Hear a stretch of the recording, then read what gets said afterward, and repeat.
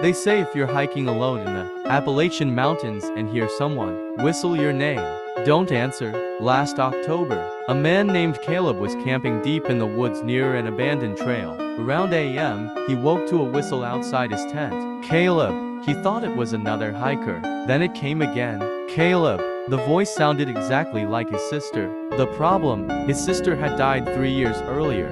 Terrified, Caleb stayed silent. For nearly an hour, the voice circled his tent, whispering, calling, whistling. Then everything went quiet. At sunrise, he unzipped the tent and found footprints surrounding him.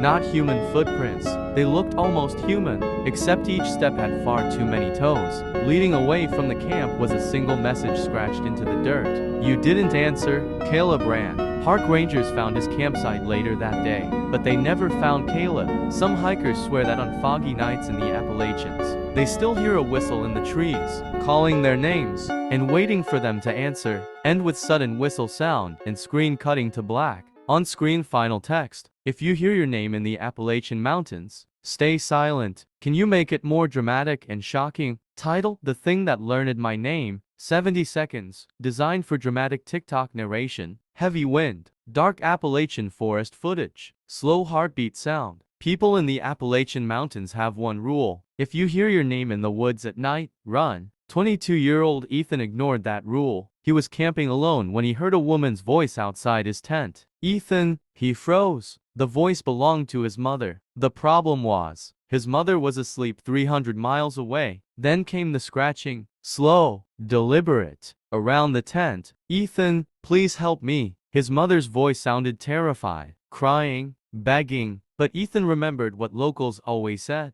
Whatever is calling you isn't human. The scratching stopped. Silence. Then something slammed against the side of the tent. Hard. Ethan screamed and switched on his flashlight. A face was pressed against the fabric. Not a person's face. A stretched, pale thing with a grin far too wide, and eyes that didn't blink. Then it spoke. You weren't supposed to know. The creature began laughing in his mother's voice. Ethan bolted into the forest. He ran until sunrise. When he finally looked behind him, there was nobody there. Just muddy footprints. Hundreds of them, following him, matching every step he had taken, as if something had been walking directly behind him the entire night. The next day, search teams returned to the campsite. They found Ethan's tent, his backpack, his phone, but Ethan was gone. His final voice recording was still saved. It contained only one sentence. It's still behind me.